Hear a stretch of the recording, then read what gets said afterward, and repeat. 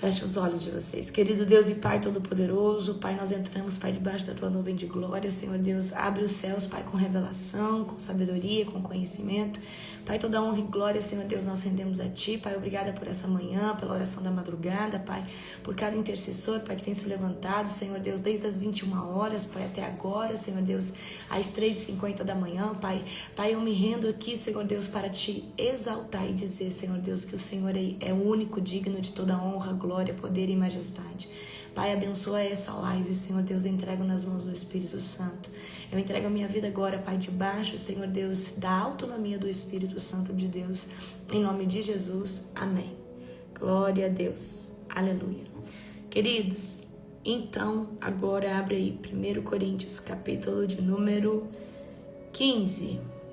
Nós vamos ler aqui, primeiro do 1 ao 4. Amém? Pois é, esses meus meninos aqui estão num tempo aqui de serem espremidos. Ixi, eles são bonzinhos demais. Muito bonzinhos. Amém? Glória a Deus.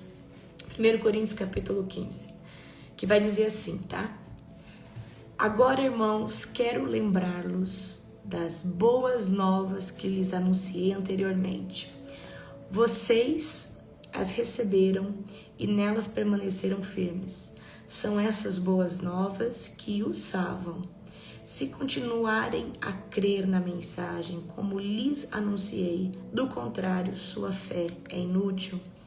Eu lhes transmiti o que era mais importante e o que também me foi transmitido. Cristo morreu, presta atenção aqui, Cristo morreu por nossos pecados.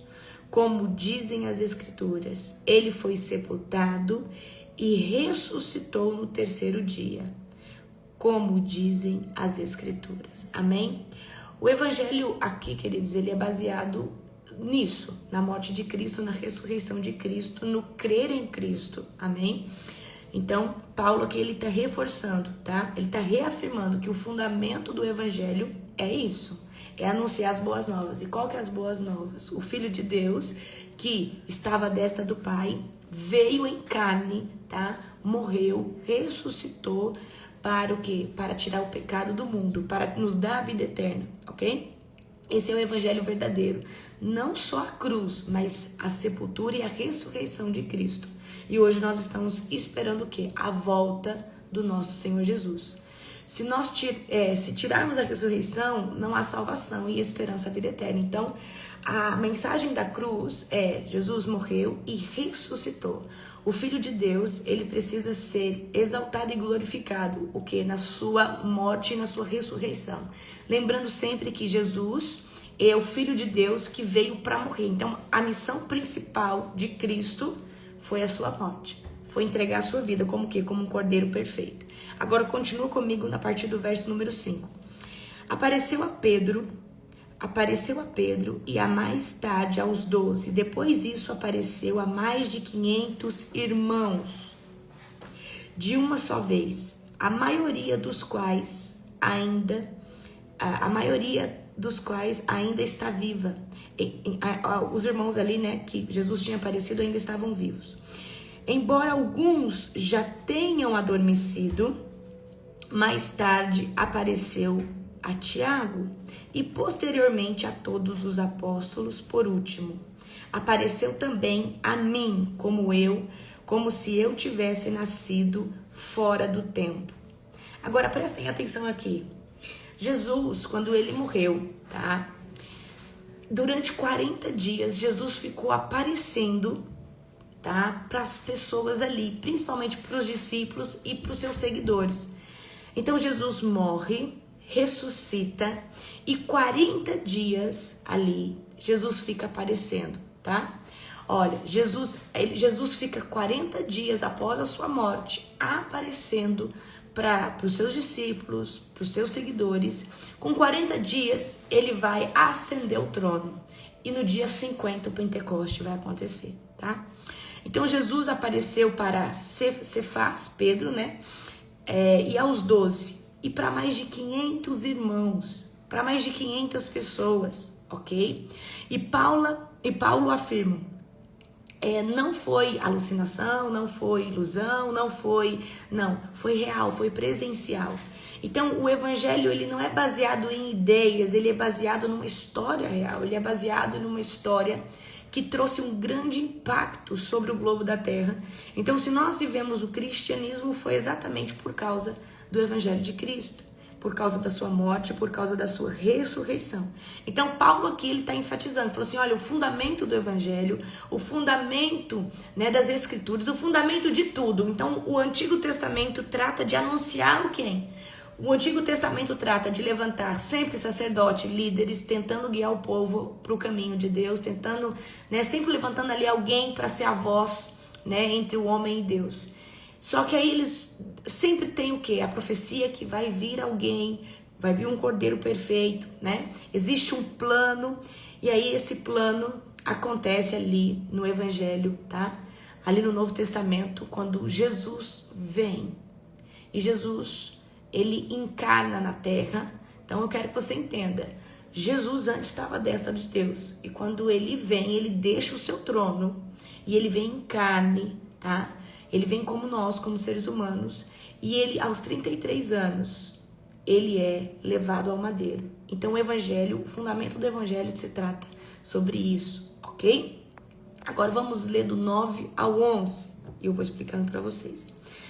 Pois sou o mais insignificante dos apóstolos. Aliás, nem sou digno de ser chamado de apóstolo, pois persegui a igreja de Deus. Olha o remorso de Paulo, né? O arrependimento de Paulo. Olha, eu não sou nem digno de ser chamado de apóstolo, eu persegui o povo de Deus, eu persegui esse povo. O que agora sou, olha aqui, ó, o que agora sou, porém, deve ser inteiramente a graça que Deus derramou sobre mim. O que não foi inútil, trabalhei com mais dedicação que qualquer outro apóstolo. E, no entanto, não fui eu, mas Deus que, em sua graça, operou por meu intermédio. Então, eu vejo aqui, por exemplo, Paulo, ele tinha os pés muito no chão, de entender que tudo que ele está fazendo é Deus fazendo através dele, mas não é dele. Não é a graça dele, é uma graça de Deus sobre ele. Paulo é o intermediário de Deus na terra, certo? Para levar as boas novas, como eu e vocês, como todos nós somos hoje. Mas Paulo, ele jamais ele se exalta. Ele fala, eu não sou digno de ser chamado de apóstolo, porque eu persegui a igreja do Senhor. Então a gente vê em Paulo um coração que humilde, ele sabe o lugar dele. No 11 agora. Logo, não faz diferença se eu prego ou se eles pregam, pois todos nós anunciamos a mesma mensagem, na qual vocês já creram, ok? Então, Paulo aqui, ele vai enfatizar, olha, de todos eu sou o menor, mas é pela graça de Deus que eu sou o que sou. É pela graça de Deus que eu estou onde eu estou. Paulo vai dizer, olha, eu sou o menor, não sou nem digno de ser chamado de apóstolo. Tá? Então Paulo, ele se vê indigno por ele ter perseguido a igreja do Senhor. E Paulo está dizendo aqui, quem carrega o evangelho não depende de merecimento. Quem anda atrás do evangelho não depende de merecimento, porque foi a graça do Senhor que nos alcançou. Foi a graça, a misericórdia do Senhor que sempre nos alcançou. E eu acho lindo que Paulo tendo essa revelação, né? Paulo não tinha essa soberba, Paulo não tinha nenhuma exaltação sobre si mesmo. Agora vamos aqui no verso 12 ao verso 19. A ressurreição dos mortos, tá? Vamos lá. Pois bem, se proclamamos que Cristo ressuscitou dos mortos, por que alguns de vocês afirmam não haver ressuscitado dos mortos? Pois, se não existe ressurreição dos mortos, Cristo não ressuscitou. E se Cristo não ressuscitou, nossa pregação é inútil. E a fé que vocês têm também é inútil. Então estamos todos mentindo a respeito de Deus, pois afirmamos que Ele ressuscitou a Cristo. Mas se não existe ressurreição dos mortos, isso não pode ser verdade. E se não existe ressurreição dos mortos, então Cristo também não ressuscitou. E se Cristo não ressuscitou, a fé que vocês têm é inútil e vocês ainda estão em seus pecados. Nesse caso, todos que adormecem, crendo em Cristo, estão perdidos. Se a nossa esperança em Cristo vale a pena para esta vida, somos os mais dignos de pena e todo o mundo. Amém? Então aqui, nessa passagem aqui, né, que eu li para vocês do capítulo 12 ao 19, tá dizendo assim, ó, se Cristo não ressuscitou, é vã a nossa pregação e também a nossa fé. Então nós precisamos entender que Cristo ressuscitou. Então Paulo vai dizer, se Cristo não ressuscitou, a fé é em vão, os pregadores são falsos, os pecados não foram perdoados, os mortos estão perdidos e os cristãos são mais infelizes. A ressurreição é o pilar da nossa fé. Então nós precisamos crer de todo o coração. Por que eu acho que Paulo estava dizendo isso? Porque naquela época, com certeza, havia pessoas ali que eu acho que não acreditavam que Jesus de fato havia ressuscitado. De verdade, eu acredito ali que naquela época tinha pessoas que acreditavam que Jesus não havia ressuscitado. Por isso que Paulo está dizendo, a ressurreição, ela é o pilar da nossa fé. Porque se você não acreditar que Cristo ressuscitou, como que você vai atribuir que Cristo é o Filho de Deus? Porque a gente só consegue declarar que Jesus é o Filho de Deus porque ele consegue vencer a morte.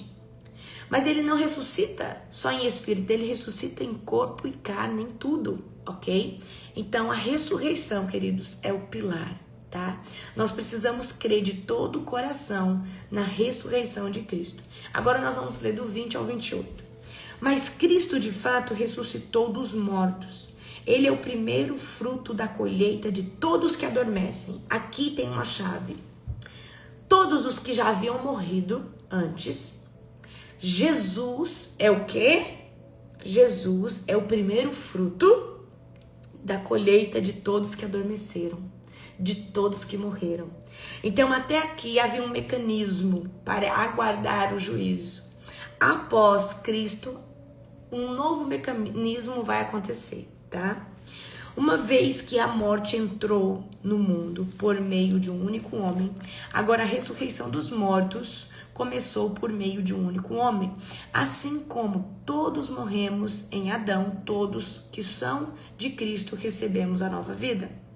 Mas essa ressurreição tem uma sequência. Cristo ressuscitou como o primeiro fruto da colheita e depois todos que são de Cristo ressuscitarão quando ele voltar. Então virá o fim e quando ele entregará o reino a Deus, o Pai, depois de ter destruído todos os governantes e autoridades e todo o poder. Pois é necessário que Cristo reine até que tenha colocado todos os seus inimigos debaixo dos seus pés.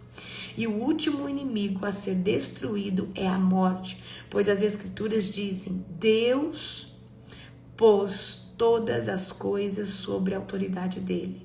Claro que quando se diz que todas as coisas estão sob a autoridade dele, isso não inclui aquele que conferiu essa autoridade a Cristo, ou seja, Deus.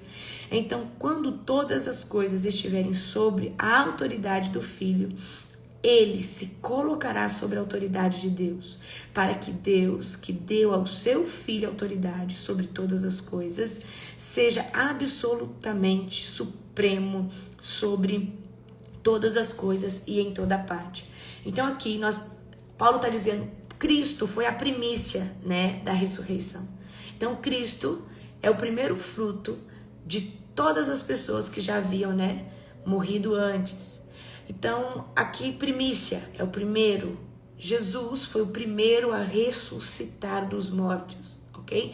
E aqui, assim como Adão foi, né, o primeiro homem ali que trouxe o pecado para toda a humanidade, Jesus vem agora para trazer salvação. Então, né, dentro da linha teológica eles dizem que Adão foi quem, né, trouxe o pecado e Jesus é o segundo Adão, mas quem veio trazer o que? Vida eterna, vida em abundância, ok? Vamos continuar agora do 29, tá? Só o 29. E o que dizer dos que se batizam em favor dos mortos? Se os mortos não ressuscitam, como dizem eles, por que se batizam em favor dos que já morreram? Tá? Aqui é um versículo complicado, né? Muita gente não entende.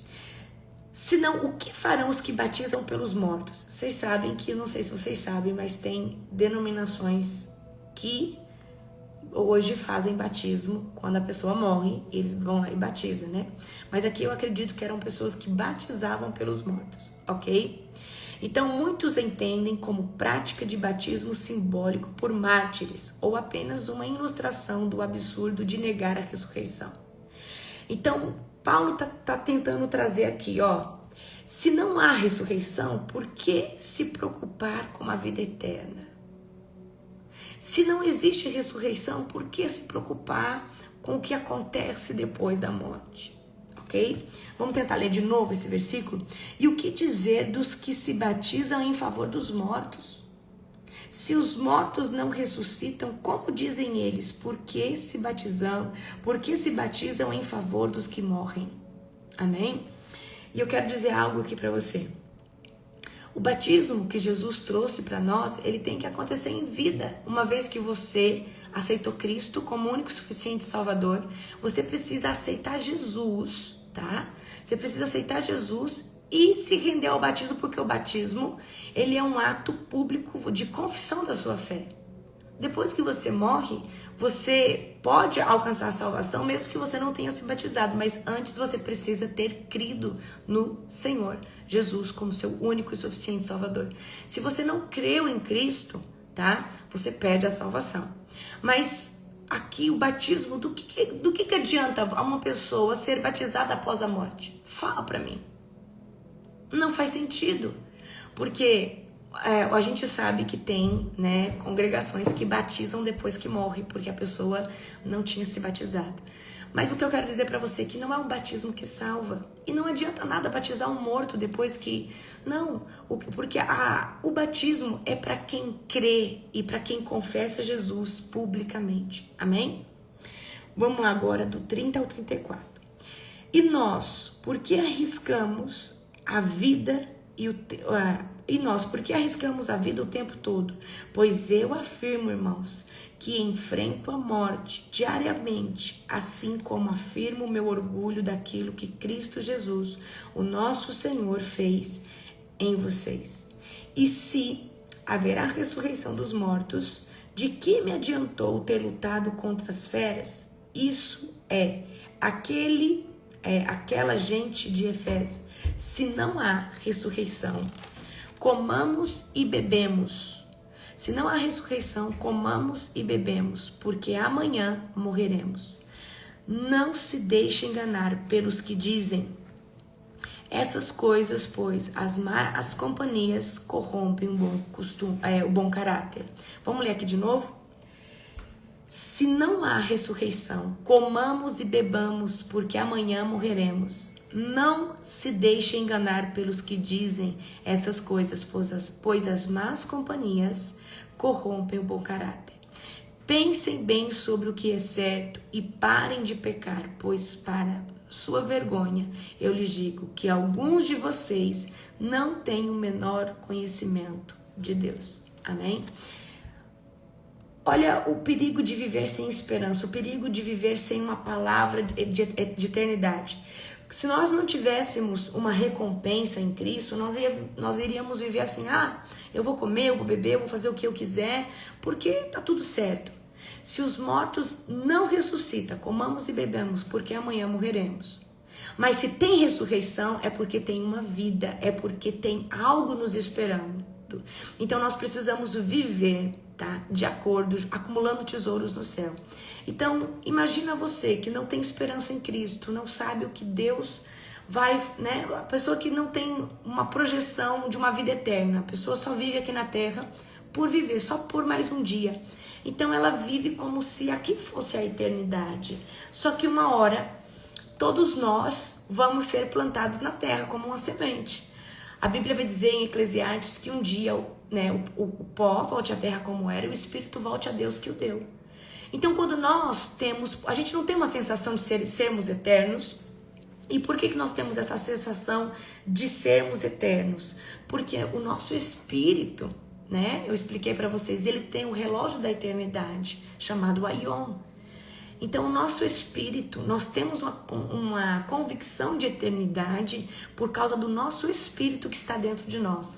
Por isso que nós buscamos melhoria, buscamos transformação, porque a gente sabe que existe a necessidade de sermos transformados para que um dia nós, né, alcancemos a glória do Senhor, a nova Jerusalém, o paraíso, assim como você quiser chamar. Eu quero estar vivendo, né, nessa plenitude. Eu quero estar vivendo tudo isso. Amém? Então eu quero que você hoje entenda. Nós precisamos viver em transformação. Viver sempre o quê? Olhando para a eternidade, tá? Então, ande com pessoas que vão trazer transformação, ande com pessoas que vão te impulsionar a serem melhores, tá? A gente tem um senso de responsabilidade espiritual.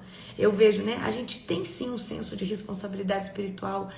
Não tem, às vezes, uma ressaca moral, às vezes a gente faz algo errado e aí tem aquela ressaca moral. É o próprio Espírito Santo, né? Muitas vezes nos exortando. E por que a gente tem essa convicção do certo e do errado? Porque um dia nós vamos ter a vida eterna na glória do Pai. Amém? Agora nós vamos ler do 35, tá? Até o 44. Corpo ressurreto. Alguém pode perguntar: como os mortos ressuscitarão? Que tipo de corpo terão? Que perguntas tolas! A semente só cresce e se transforma em planta depois que morre. E aquilo que se coloca no solo não é a planta que crescerá, mas apenas uma semente de trigo ou de alguma outra planta. Então Deus lhe dá um novo corpo como Ele quer. Um tipo diferente de planta cresce de cada tipo de semente. Da mesma forma, há tipos diferentes de carne. Um tipo para os seres humanos, outro para os animais, e outro para aves e outro para peixes. Também há corpos celestes e corpos terrestres. A glória dos corpos celestes é diferente da glória dos corpos terrestres. O sol tem um tipo de glória, enquanto a lua e as estrelas têm outro, e até mesmo as estrelas diferem em glória uma das outras. O mesmo acontece com a ressurreição dos mortos. Quando morremos, o corpo terreno é plantado no solo, presta atenção aqui, mas ressuscitará para viver para sempre. O nosso corpo é enterrado em desonra, mas ressuscitará em glória. É enterrado com fraqueza, mas ressuscitará em força. É enterrado como corpo humano natural, mas ressuscitará como corpo espiritual. Pois assim como há corpos naturais, também há corpos espirituais. Então Paulo está tratando de dizer aqui para nós o seguinte, nós vamos ter um corpo celestial assim que nós enterrarmos esse daqui, tá? Quando nós morremos, esse corpo que é terrestre, ele vai se decompor, mas Deus nos vai dar um corpo de glória, porque nós vamos viver num âmbito espiritual, ok? Então, Paulo está tratando de ensinar, né, o pessoal ali de Corinto, né, está tratando de dizer que nós vamos ser transformados à imagem e semelhança de um homem espiritual, né, de um corpo espiritual. A Bíblia diz assim que lá na glória ninguém vai casar e vai se dar em casamento, porque lá nós seremos como anjos. Então eu acredito que quando a gente morre, nós seremos, tá? Como anjos, nós vamos ter um corpo espiritual, nós vamos ter um corpo celeste, um corpo glorificado.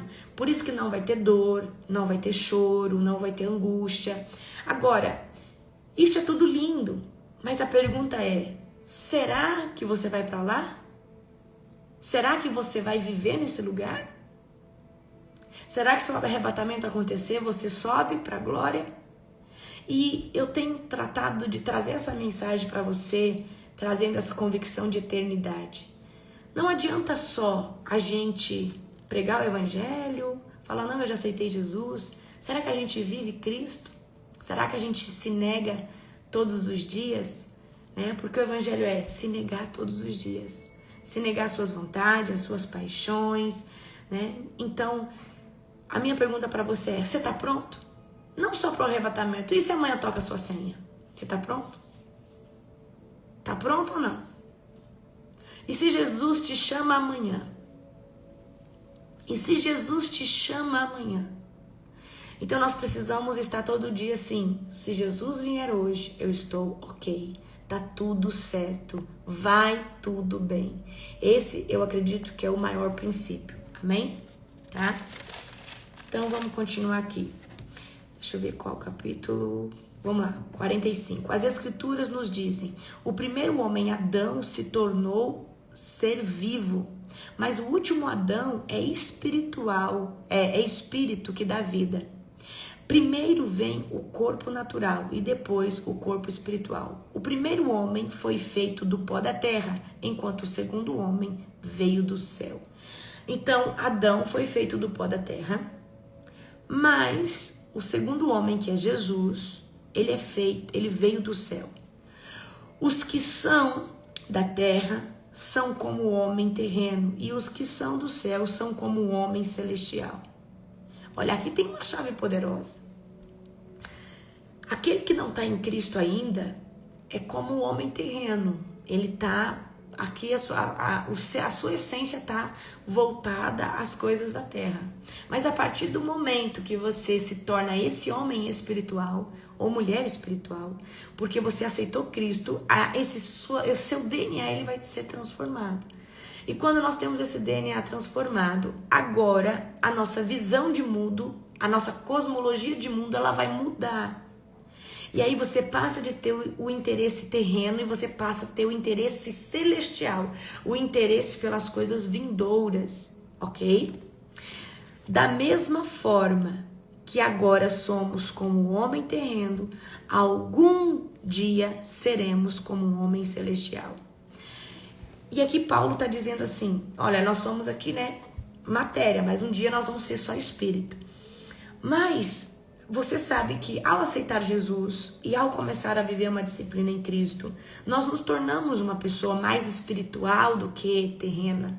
Por mais que estamos ainda, né, nesse corpo de matéria, corpo físico. E muitas pessoas acabam que não entendem muito a gente, porque a gente fica com muita fome de Deus, muito jejum, muita oração. E eu falo assim, a gente se torna um ser espiritual. Enquanto a gente era terreno, a gente era, né, da carne, a gente gostava das coisas desse mundo, das coisas que esse mundo apresenta, mas agora não, agora a nossa ambição, ela está em Cristo, está na unção, está na revelação de Cristo, está em buscar o Senhor, e isso é maravilhoso. Então a gente vê que de glória em glória a nossa essência ela é transformada, tá? E essa transformação ela tem que acontecer na alma. A alma é a engrenagem, tá? A alma é a engrenagem. A alma é o que tira a água do poço do espírito. A alma é a engrenagem que vai fazer com que o espírito venha mergulhar em águas profundas na presença de Deus. E aí quando nós começamos a entrar nesse lugar, não só nossa alma é transformada, como a nossa mente, o nosso corpo, ok? Então tudo à nossa volta, toda a nossa percepção muda. E eu preciso que vocês entendam que nós temos um corpo, uma alma e um espírito, né? Então, eu vou sempre mostrar assim, ó. Aqui, o espírito, a alma e o corpo. A alma, ela é a engrenagem, porque você é uma alma. Então, você se posiciona e aí você começa a buscar Deus. E não tem como buscar Deus se não for pela alma, tá? Pela sua vontade. Então, você dá o passo Só que aí o Espírito, ele vai gerar a fome, ele vai gerar tudo isso. Porque até então, quando nós aceitamos Jesus, o nosso espírito está sem força. O nosso espírito, ele está fraco. E a nossa carne está forte, porque a nossa alma estava ligada às coisas da terra. Mas quando a gente, por consciência, e essa consciência acontece na alma, nós decidimos que queremos Cristo de todo o coração, o que acontece? A nossa alma começa a ser transformada de glória em glória, ok? O nosso espírito começa a ser cheio da presença. Então a alma é uma engrenagem. Então é por decisão que nós conseguimos alcançar Cristo e nos permanecer, tá? Lógico, quanto mais você é edificado, a probabilidade de você sair da presença de Deus, ela vai se tornando mínima, porque o seu espírito governa sobre o seu ser tricotômico. Então nós precisamos entender que a alma é o processo, né, da personalidade, do caráter do ser humano. Você tem que decidir. É como um casamento. Você decide amar seu esposo, a sua esposa todo dia. E a alma, ela tem que decidir todos os dias amar Cristo.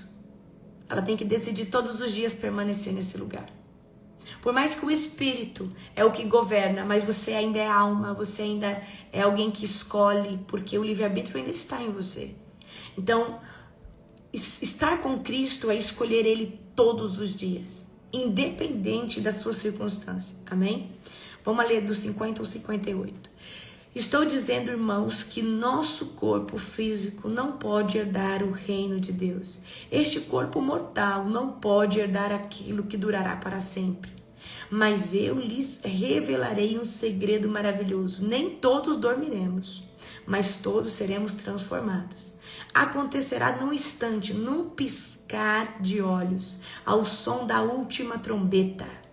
Pois quando a última trombeta soar, aqueles que morreram ressuscitarão, a fim de viver para sempre.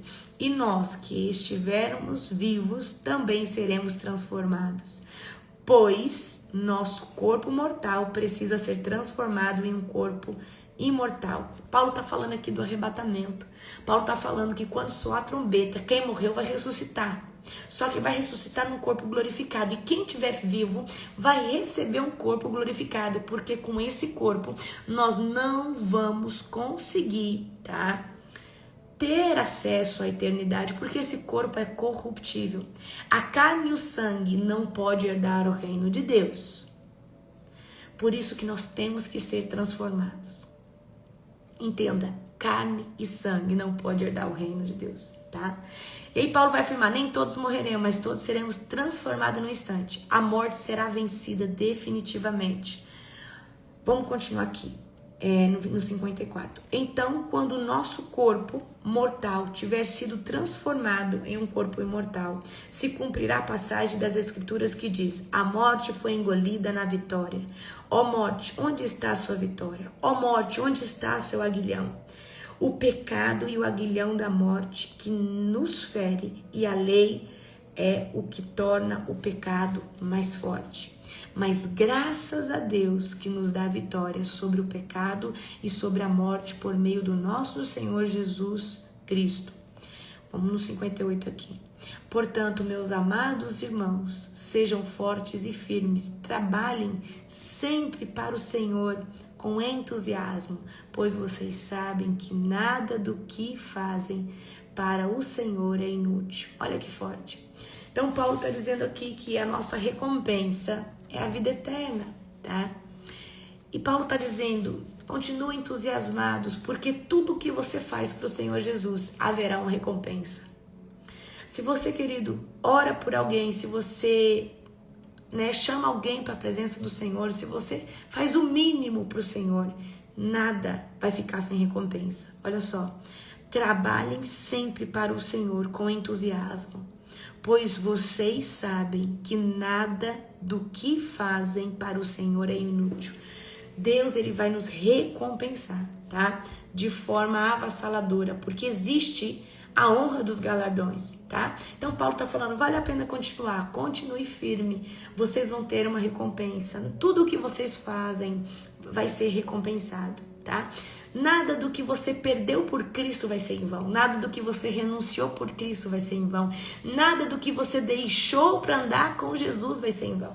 Trabalhem com esperança, trabalhem, né, olhando o quê? Para a glória. Mas Paulo, nesse texto, ele traz assim, gente, o fundamento de tudo do evangelho é ressurreição. Porque se você não acreditar que Cristo ressuscitou, como que você crê que ele voltará?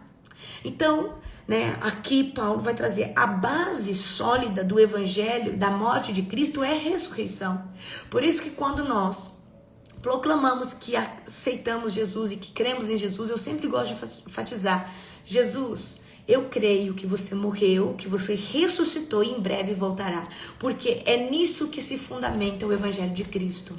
O Filho de Deus que estava à destra do Pai veio como carne no ventre de uma virgem chamada Maria, 100% homem, 100% Deus, viveu na terra como qualquer ser humano, mas sem pecado, e aos 33 anos foi lançado no madeiro como cordeiro perfeito, derramou o seu sangue por toda a humanidade, para tirar o pecado do mundo e nos dar vida eterna. Jesus vai vencer a morte, vai tomar a chave do abismo e a chave da morte, e ele vai ressuscitar ao terceiro dia. Tá? Por isso que Paulo nesse texto vai dizer, durante 40 dias Jesus apareceu para os discípulos e para mais de 500 pessoas ali.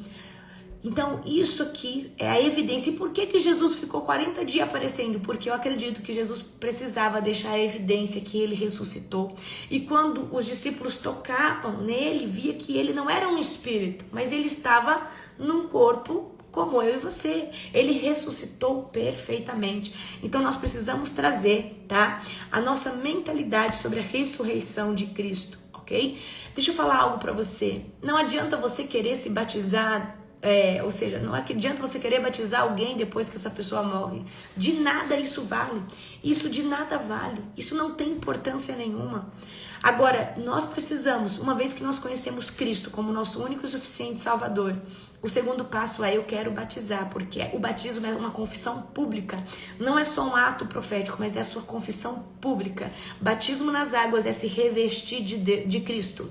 Quando eu me batizo nas águas, eu estou falando: eu creio que o Messias, ele veio, morreu e ressuscitou. Então, quando você se batiza nas águas, você está proclamando que não só crê em Jesus, mas que você crê na morte e na ressurreição dele. E nesse momento você se reveste de Cristo. É como se Cristo você tivesse mergulhado numa piscina cheia de Cristo. Você se reveste de Cristo, do Cordeiro, ok? E aí um selo é colocado em você. Um selo, o selo de Deus, tá? Então nós precisamos ter essa convicção todos os dias e se preparar todos os dias, como se amanhã fosse tocar nossas senhas, como se essa madrugada o Senhor fosse nos arrebatar. Se Jesus viesse agora, semana que vem, o que você mudaria? O que você mudaria, Fred? O que você mudaria, Ana? Ana, tá aí? O que vocês mudariam? Se eu falasse para vocês, olha, daqui 7 dias Jesus vem e vai acontecer o arrebatamento, o que vocês mudariam? Nossa, eu acho que eu sairia pelo mundo pregando. Daí a rotina, mais e mais intensa. Desesperadamente, na verdade. Eles falaram que vão sair pregando. E por que vocês não aceleram? E por que vocês não estão fazendo o que vocês... Por que vocês precisam de uma pressão para poder fazer as coisas? Por que vocês precisam de um fato para se posicionar? Jesus está às portas, meus queridos. Vamos colocar óleo. Amém? Então eu quero ver esses meninos acelerando. Agora eles vão ter que acelerar, em nome de Jesus. Então, o que você faria de diferente? O que você faria de diferente? Tá? O que você faria de diferente se você soubesse que Jesus vem daqui uma semana? O que você faria de diferente? Aí me reconciliar com fulano, então você tem que ir logo. Aí eu ia pedir perdão pro ciclano, você tem que pedir logo então. Amém? Glória a Deus. Eu pregaria mais o evangelho. Por que não tá pregando, Yane? Bora pra cima. Anunciava mais. Então nós precisamos. A gente pode... Isso é para mostrar para vocês que sempre tem um jeito de fazer mais. Sempre tem uma forma de fazer mais. Tá? Você tem pregado pelo menos todo dia? Você tem orado pelo menos todo dia por alguém? O que você tem feito? Conta pra mim. Então eu acredito que nós precisamos viver com a convicção da eternidade todos os dias, uma convicção de que Jesus está voltando. Esse corpo aqui, queridos, ele é matéria, um dia ele vai ser enterrado, vai ser plantado, mas Deus vai nos dar um corpo de glória. Amém? E é sobre isso. Então, vamos viver um aceleramento ainda maior. Vamos mergulhar ainda em águas mais profundas, ok? Glória a Jesus. Meus queridos, hoje eu vou encerrar um pouquinho mais cedo. Eu tenho uma missão hoje eu vou sair com o apóstolo. Nós temos uma imersão, tá? Um beijo no seu coração, que Jesus te abençoe poderosamente. Um dia abençoado, um dia recalcado, sacudido, transbordante, para a glória de Deus. Beijo, beijo. Amo cada um de vocês.